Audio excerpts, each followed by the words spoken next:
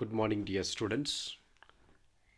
Today we are going to discuss the rest part of the chapter, A Shocking Accident, the short story we discussed in the last session. Today we are going to tell the story as the Jerome grows up. He is moving to the adulthood. First of all, we have to know that as Jerome grows up, he finds that people can't help laughing when he tells them about his father's death. What makes it especially funny is that his father was a sort of new romantic would be Byronic type of man.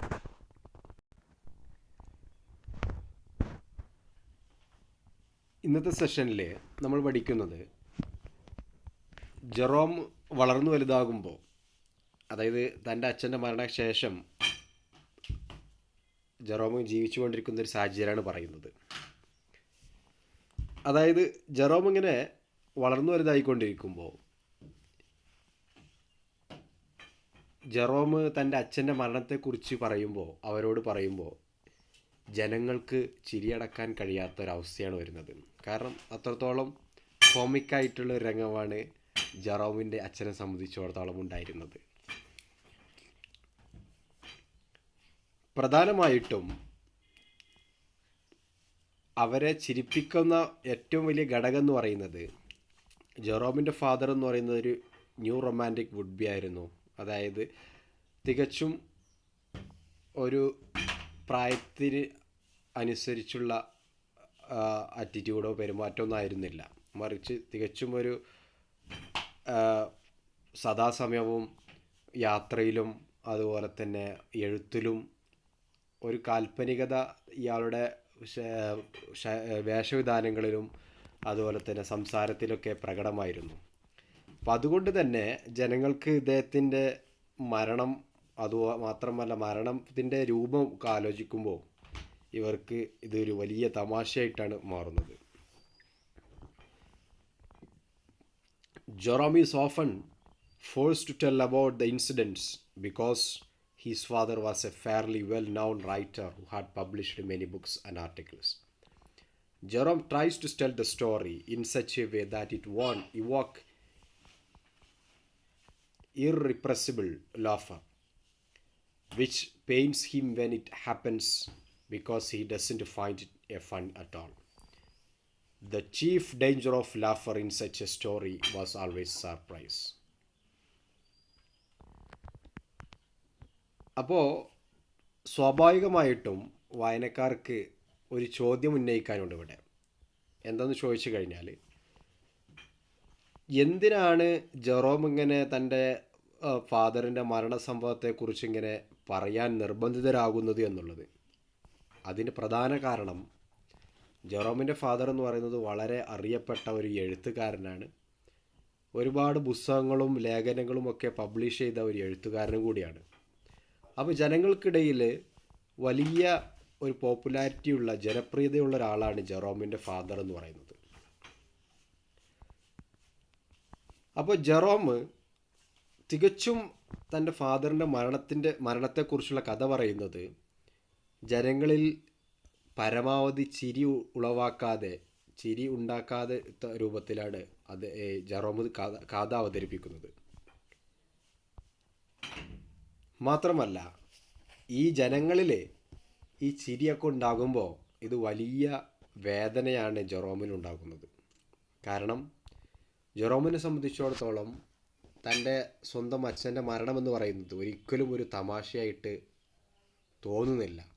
പക്ഷെ പുറമേയുള്ള ആളുകളെ സംബന്ധിച്ചിടത്തോളം അത് വലിയൊരു തമാശയായിട്ട് തോന്നുന്നു.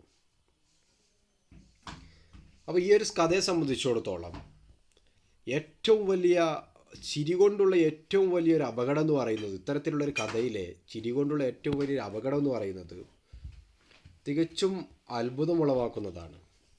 കാരണം മരണത്തിൽ സാധാരണയായിട്ട് ജനങ്ങൾ വിലപിക്കുന്നു, ദുഃഖിക്കുന്നു, അവർക്ക് അനുശോചനം രേഖപ്പെടുത്തുകയാണ് ചെയ്യുന്നത്. പക്ഷേ ഇവിടെ ജെറോമിൻ്റെ അച്ഛൻ്റെ മരണത്തെ സംബന്ധിച്ചിടത്തോളം ആ സംഭവത്തെ ഓർത്ത് ജനങ്ങൾ ചിരിയടക്കാൻ കഴിയാതെ ഉള്ള ഒരവസ്ഥയിലാണ് ഉള്ളത്. So Jerome, as he gross older, tries to tell the story in such a way that the ridiculous aspect of a sensitive writer being killed by a falling pig will not come as a surprise. Here is a sample of his version of shocking accident. അതുകൊണ്ട് തന്നെ Jerome വളർന്നു വലുതായിക്കൊണ്ടിരിക്കുമ്പോൾ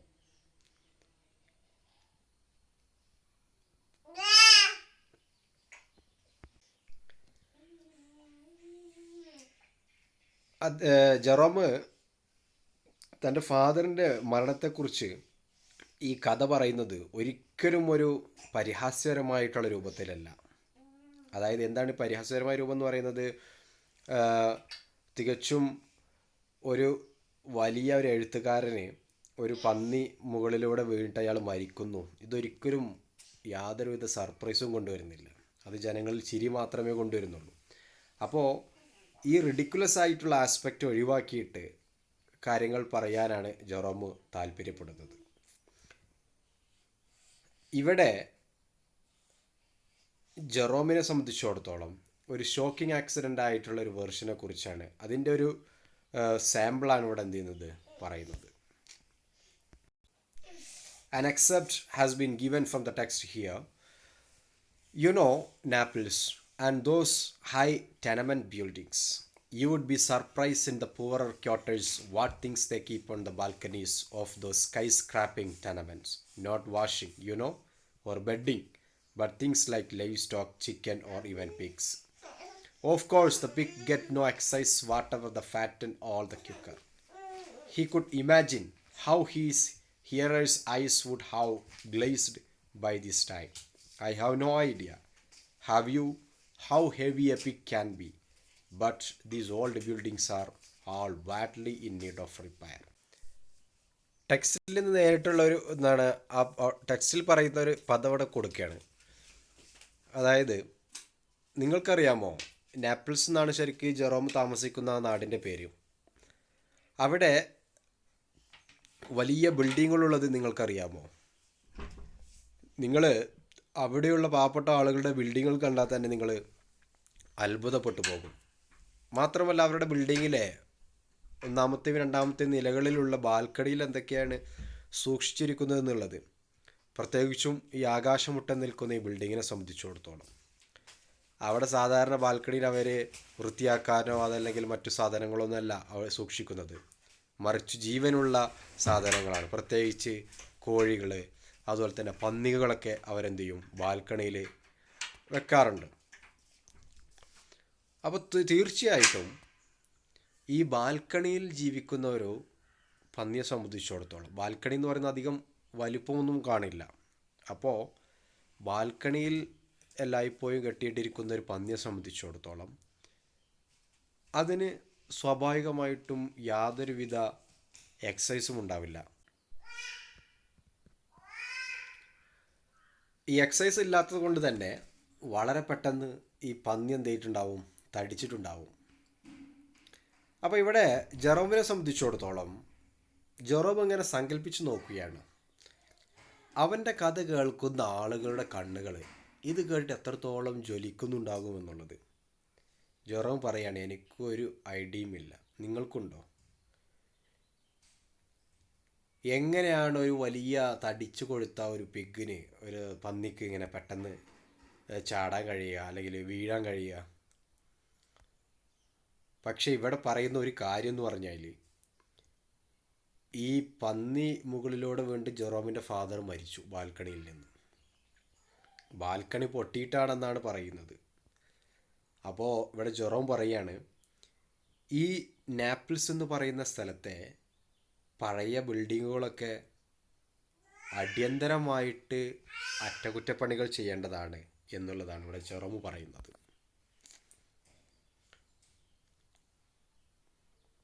A balcony on the 5th floor gave way under one of those pigs.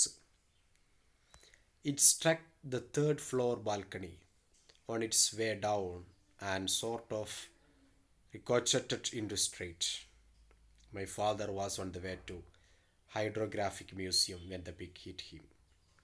Coming from that height and that angle, it broke his neck. This was a masterly attempt to make an intrinsically interesting subject boring. അപ്പോൾ അഞ്ചാമത്തെ നിലയിലുള്ള ഒരു balcony